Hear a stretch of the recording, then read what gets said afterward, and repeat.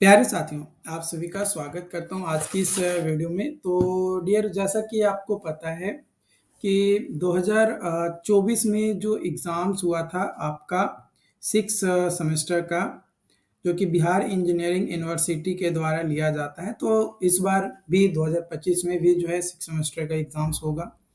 तो यहाँ पे हम पेपर सॉल्यूशंस जो है करने वाले हैं एनवायरमेंटल इंजीनियरिंग 2,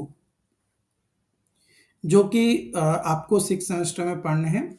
और इस एक पेपर में आपका 70 मार्क्स का होता है, 3 घंटे का एग्ज़ाम्स होता है।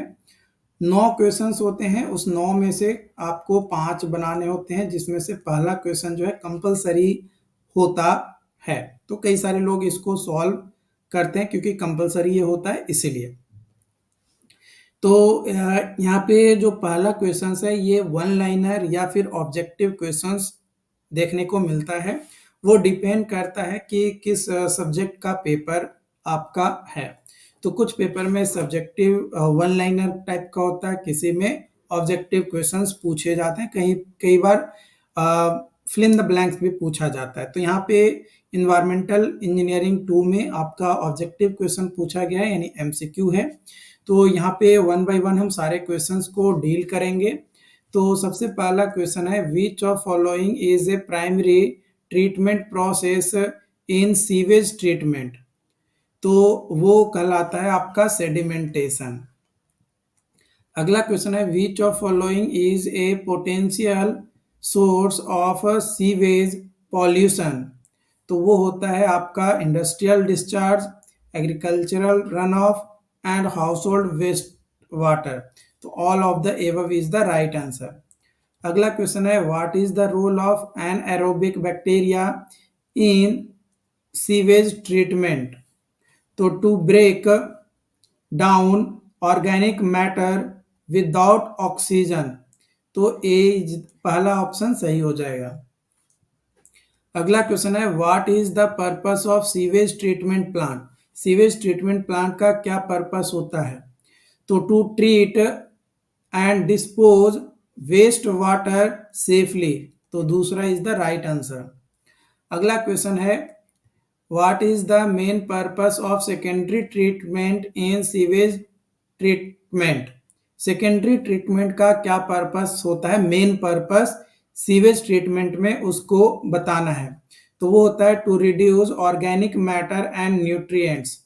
तो तीसरा सही उत्तर हो जाएगा। अगला क्वेश्चन है, which of following materials is most commonly recycled. तो वो होता है ग्लास। तो तीसरा ऑप्शन सही हो जाएगा। अगला क्वेश्चन है, what is the waste management hierarchy. Waste management hierarchy कौन सा है। तो सबसे पहले रिडक्शंस, फिर reuse, recycle, recovery and disposal. तो दूसरा सही उत्तर हो जाएगा।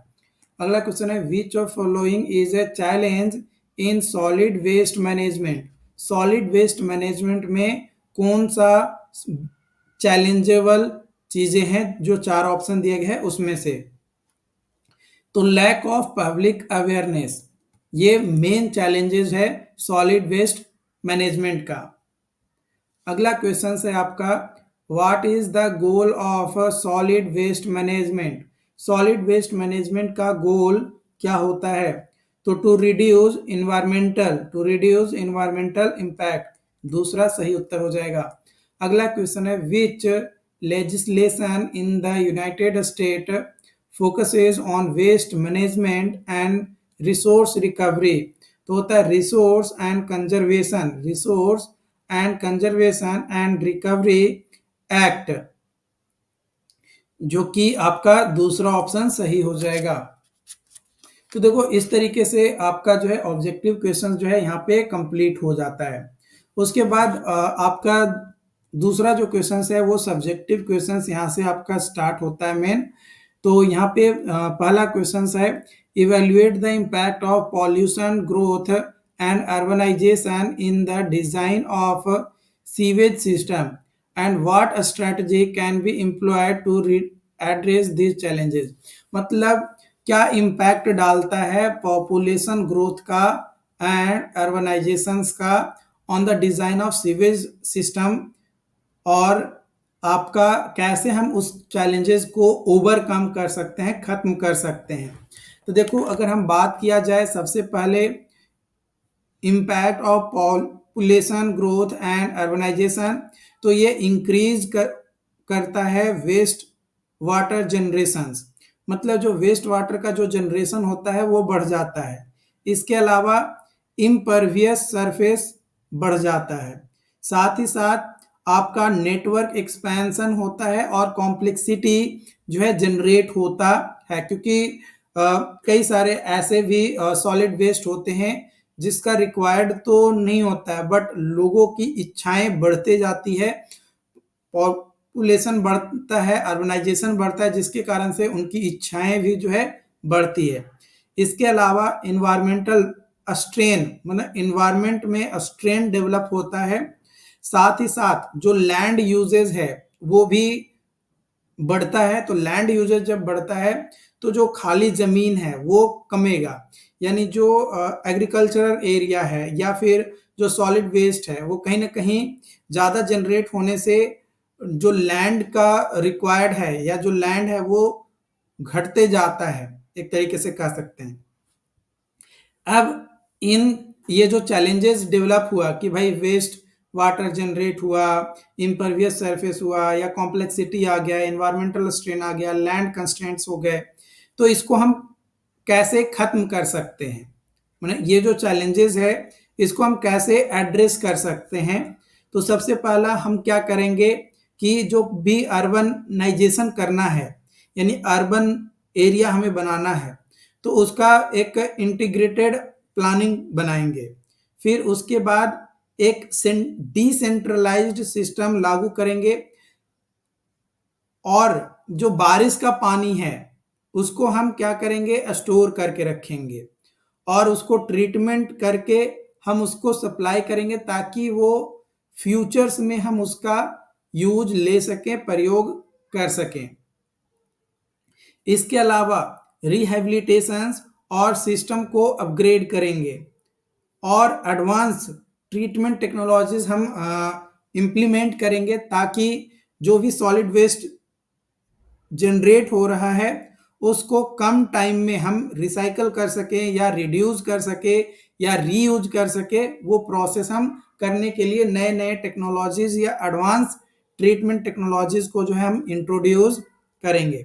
साथ ही साथ हम अवेयरनेस फैलाएंगे कि सॉलिड वेस्ट जो भी आपके घरों से जनरेट हो रहे हैं या आपके द्वारा जो भी सॉलिड वेस्ट जनरेट हो रहा है उसको कैसे हम ओवरकम कर सकते हैं, उसके बारे में हम जो है लोगों को बताएंगे, ताकि लोग उसको देखेंगे, समझेंगे, जानेंगे, और उसके बेसिस पे अपना जो भी सॉलिड वेस्ट वो जनरेट कर रहे हैं या उनके आसपास जनरेट हो रहा है उसको वो मिनिमाइज करने की कोशिश करेंगे। क्योंकि देखो, लोगों के बीच में अवेयरनेस रहेगा, लोगों को पता रहेगा कि भाई हमें कब क्या करना है, कैसे करना है, तो भी वो चीज़ें प्रॉपर तरीके से हो पाएगा। अब लोगों को पता ही नहीं रहेगा कि उन्हें करना क्या है, कैसे करना है, तो फिर कैसे करेंगे, नहीं हो पाएगा ना। तो ये चीज़ है। उसके बाद अगला क्वेश्चन है कि एक रेसिडेंशियल एरिया है, is expected to have population 5,000 people. The average water usage is estimated at 150 liters per person per day. The design engineer plan to use a gravity sewer system. Gravity sewer system जो है design किया जा रहा है। तो सबसे पहले calculate करना है average daily flow in litre per second if sewer is designed to handle peak flow which is estimated to be 2.5 times the average flow, and calculate करना है peak flow in litre per second. और दूसरा बोला जा रहा है कि if sewer has a diameter 200 mm, calculate करना है minimum slope required to ensure a flow velocity at least 0.6 metre per second. Use करना है मैनिंग इक्वेशंस को, और मैनिंग कोफिशिएंट का वैल्यू है 0.013। तो देखो, ये जो क्वेश्चंस दिया गया इसमें सबसे पहले आप सेमेस्टर पेपर में जो भी क्वेश्चंस बनाते हो उसमें सबसे पहले ध्यान देना है कि गिवन डाटा आपको जो है लिखना है कि गिवन क्या क्या दिया है। तो हम यहाँ पे वीडियोस के माध्यम से आपको चीज़ों को बता रहे हैं, तो हम यहाँ पे गिवन डाटा नहीं लिखेंगे, डायरेक्ट आपको मैं सॉल्यूशन कर रहा हूँ। बट जब भी आप एग्जाम में लिखेंगे तो आपको गिवन डाटा लिखना बहुत ज़रूरी है। तो सबसे पहले हम कैलकुलेट करेंगे एवरेज डेली वाटर यूज। तो वो हो जाएगा 5000 गुने 150, तो ये आ जाएगा 75, मतलब 75,000, 75,000 नहीं, आपका 75, ये हो जाएगा 7,50,000, हाँ 7,50,000 आपका आ जाएगा, जो कि लीटर पर डे में है। लेकिन आपको निकालना क्या है, लीटर पर सेकेंड में। तो 7,50,000 को डिवाइड कर देंगे 24 गुने 3600 से, तो आ जाएगा 8.68 लीटर पर सेकेंड। तो ये यहाँ पे निकल कर आ गया एवरेज डेली वाटर यूज। अब हमें निकालना क्या है, पीक फ्लो निकालना है, पीक फ्लो। तो पीक फ्लो हो जाएगा हमारा एवरेज डेली फ्लो गुने 2.5, जो कि फैक्टर दिया गया था, तो 2.5 गुने 8.68, तो ये आ जाएगा 21.7 लीटर पर सेकेंड जो है आपका आ जाएगा। ओके, उसके बाद दूसरा आपका यहाँ पे निकालना है, आपको क्या निकालना है, स्लोप निकालना है। ठीक है, स्लोप निकालना है। तो देखो मैनिंग कोएफिशिएंट, मैनिंग का फॉर्मूला क्या है, v is equal to 1/n into r के पावर 2/3 गुने s के पावर 1/2। ठीक है, तो यहाँ पे v का वैल्यू हमें दिया हुआ है क्वेश्चंस में, तो s इज इक्वल टू हमारा क्या हो जाएगा, s इज इक्वल टू हम लोग लिखेंगे आपका v गुने ये मैनिंग कोएफिशिएंट का वैल्यू, तो n डिवाइडेड बाय r के पावर 2/3। अब देखो r का जो वैल्यू है वो हमें दिया नहीं गया है, तो r जो है हमारा क्या है, हाइड्रोलिक रेडियस है, हाइड्रोलिक रेडियस है। तो हाइड्रोलिक रेडियस जो है वो होता है आपका डाया बाई 4, कब, जब फुल्ली सर्कुलर हो, मतलब पूरा का पूरा सर्कुलर पाइप होता है तब। तो हम यहाँ पे वैल्यू पुट कर देंगे, और जो डाया है वो 200 mm है, तो उसको मीटर में चेंज कर देंगे। तो एस इज इक्वल टू आ जाएगा 0.6 गुने 0.013 डिवाइडेड बाई 0.05 के पावर 2/3 का होल पावर 2/3। तो यहाँ से आ जाएगा 0.0033। तो जो स्लोप आएगा, जो स्लोप का अप्रॉक्स वैल्यू आएगा वो 0.33% आ जाएगा, ये आपका आ जाएगा। तो इस तरीके से आपका जो है क्या हो गया, आंसर जो है कैलकुलेट होकर आ जाएगा। तो इजी है, आसान है, बशर्ते आपको चीज़ों को समझना है और आप प्रैक्टिस करोगे तभी, क्योंकि थ्योरेटिकल चीज़ें आप पढ़ोगे तभी जो है न्यूमेरिकल आपसे बन पाएगा। अगर थ्योरेटिकल चीज़ें आप नहीं पढ़ पाओगे, आप उसको मैनेज नहीं कर पाओगे सही तरीके से, तो फिर आपके लिए जो है दिक्कत क्रिएट हो पाएगा, या क्रिएट हो ही जाता है जनरली। ओके, तो चैनल पे जो लोग भी पहली बार आए हैं यूट्यूब पे, वे लोग चैनल को सब्सक्राइब जरूर कर लीजिएगा। और पीडीएफ नोट्स के लिए आपको जो है हमारे इंजीनियर प्लस ऐप को जो है डाउनलोड करना होगा, इंजीनियर प्लस ऐप को डाउनलोड करना होगा। और आप लोगों के लिए एक तरीके से कह सकते हैं छोटा सा एक बैड न्यूज़ है, क्योंकि जिससे मैंने एप्लीकेशंस बनवाया है उनका कहना है कि प्ले स्टोर का ऐसा कहना है कि आपको प्लेटफॉर्म फी लेना पड़ेगा, प्लेटफॉर्म फी जो है आपको लेना पड़ेगा। तो ये मेरे द्वारा कोई चार्ज नहीं लगाया जा रहा है। मैं कोशिश में हूँ कि मैं अब दूसरे प्लेटफॉर्म को स्विच करूँ, लेकिन उसके लिए मुझे थोड़ा टाइम चाहिए, प्लस उसके लिए मुझे थोड़ा फाइनेंशियली थोड़ा और मुझे मजबूत बनना होगा, तभी मैं प्लेटफॉर्म को स्विच कर पाऊंगा। तो थोड़ा सा आपको कष्ट करना पड़ेगा कि आपको जो है एक मिनिमम जो प्लेटफॉर्म चार्ज लगाया जा रहा है वो आपको पे करना पड़ेगा। वो पैसा मेरे पास भी नहीं आएगा, ठीक है। अ, वो आपसे लिया तो जाएगा, बट वो मेरे पास पैसा नहीं आएगा। वो या तो डेवलपर के पास जाएगा जिसने मेरी ऐप बनाया है, या फिर वो मे भी गूगल के पास जाएगा। इसके बारे में मुझे कोई ज़्यादा आइडिया नहीं है, ठीक है। बट मैं कोशिश में हूँ कि कोई अच्छा प्लेटफॉर्म मेरे को मिलता है तो मैं उस प्लेटफॉर्म पे स्विच करूँ, ताकि आप लोगों का खर्च उतना ही हो जितना का मैंने मेहनत किया है, ज़्यादा आपका पैसा ना लगे। इसको लेकर मैं कोशिश कर रहा हूँ, बट थोड़ा सा हो सकता है कि 2-3 महीने आपको थोड़ा कष्ट झेलना पड़े। तो मुझे पता है कई सारे लोग नहीं भी ज्वाइन करेंगे क्योंकि प्लेटफॉर्म फी लगने लगा है। तो मैं कुछ ज़्यादा नहीं कर सकता, क्योंकि देखो मैंने ऑलरेडी पेमेंट इनको कर दिया है, तो जब तक इनका पेमेंट क्लियर नहीं होगा तो मैं इस प्लेटफॉर्म को तो स्किप कर नहीं पाऊंगा जो अभी यूज कर रहा हूँ। और प्लस आगे जो प्लेटफॉर्म मैं यूज करूंगा उसके बारे में मुझे यूजर इंटरफेस बेहतर लगेगा, तभी मैं उसको स्विच भी कर पाऊंगा।